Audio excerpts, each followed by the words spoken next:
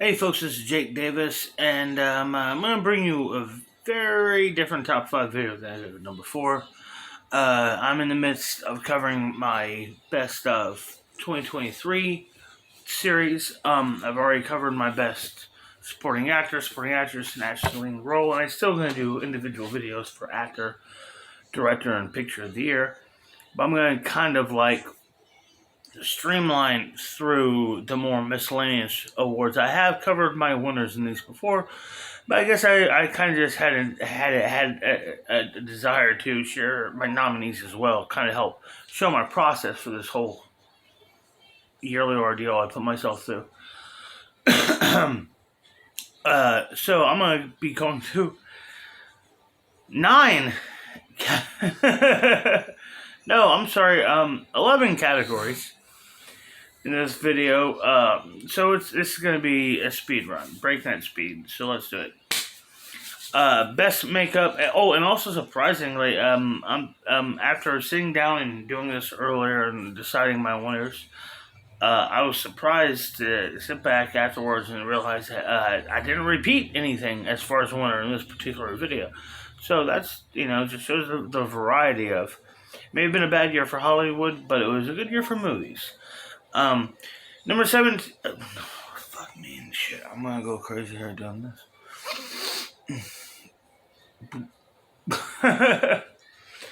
All right, makeup. My nominee. I'm gonna say my nominees. I'll tell you my winner. I'll say something about the winner. 17. It's a 17 category. That's why the word 17 keeps popping in my mind. I usually do countdowns. It's not really a countdown video. It's a top 5 video, but what have I done to myself? Best makeup. My nominees are Evil Dead Rise, John Wick Chapter 4, Poor Things, and Renfield. But my winner is Guardians of the Galaxy Volume 3. The entire Guardians trilogy, as well as the characters' appearances out of their MCU movies, have always had phenomenal makeup work, not just for their main characters, but multiple supporting characters. Also, the addition of the chilling villain of the High Evolutionary, as well as the doomed planet of animalistic creatures he has in the film. It's just the sheer copious amount of makeup effects in this film warrant an Oscar. Definitely wins the award for me. For best visual effects, my nominees are Godzilla -1, Guardians of the Galaxy Volume 3, Mission Impossible Dead Reckoning Part 1, and Transformers Rise of the Beast. And my winner is The Creator. The Creator was a fascinating and gripping action film, one of the best action movies of the year. And it, in a year of so many massive tentpole flops, it had such. I mean, it was technically a flop too, but its visual effects were so much more impressive than films like The Flash or Dial of Destiny, movies that had 5 times this movie's budget. Best sound, my nominees are The Creator, Fast X, Mission Impossible Dead Reckoning Part 1, and Sisu, with my winner being Godzilla -1. Godzilla -1 is easily, to me, the greatest Godzilla movie ever made. And so much of that is reliant on the chilling use of sound design that makes Godzilla so much more powerful and terrifying than he's ever been in film before. For best film editing, my nominees are The Holdovers, Oppenheimer, Saltburn, and Sisu, and my winner is Sound of Freedom. Sound of Freedom was, easily one of the best and most successful films of the year. It was definitely the sleeper hit of the season, of the year. Fuck the season. Maybe the damn decade. But it's in creating that kind of edge of your seat, white knuckle tension in a thriller. It is really more dependent on your cutter more than anything else, and definitely deserving win for film editing. Costume design, my nominees would be Barbie, Creator, the creator, Killers of the Flower Moon, and Wonka, with my winner going to Poor Things. Poor Things is a showcase of big costume movies. Kind of great example of showing how costume movies are, in a way, a genre in and of themselves. All of the big, poofy,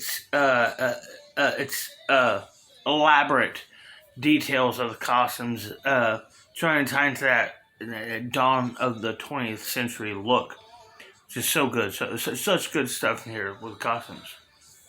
With Best Art Direction, my nominees are Guardians of the Galaxy Volume 3, Oppenheimer, Poor Things, and Wonka. And my winner is, I can't believe I'm doing this, but my winner is Barbie. Look, I mean, I'm all about honesty. I'm all about achievement and quality. And there's just truly no denying that. No film had a better production design this year than Barbie did. The movie is colorful, imaginative, and the best thing about the movie is how it looks. Yeah, it totally deserves an Oscar for best art direction, or production design as they call it these days. Best cinematography. My nominees are Killers of the Flower Moon, Oppenheimer, Poor Things, and Sound of Freedom.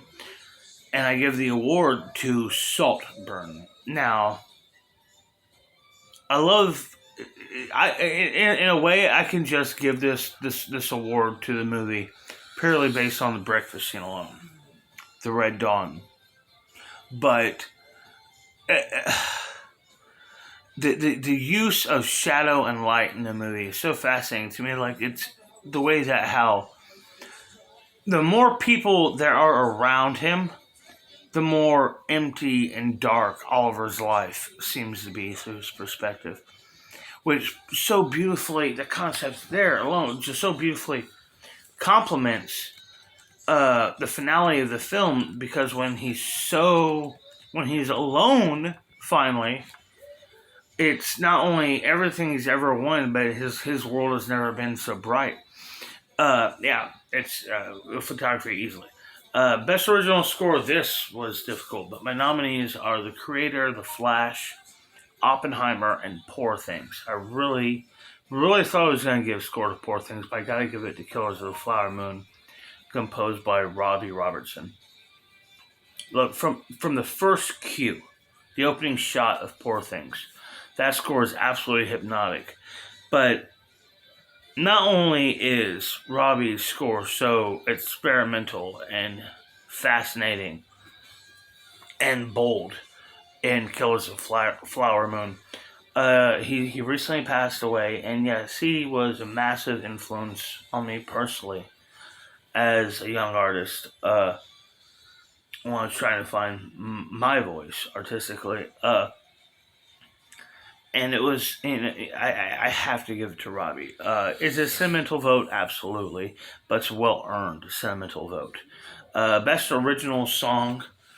My nominees are Peaches from the Super Mario Brothers movie, This Wish from Wish, What Was I Made For by Barbie from Barbie, and Wild Uncharted Waters from The Little Mermaid, and easily give the award to You've Never Seen Chocolate Like This from Wonka.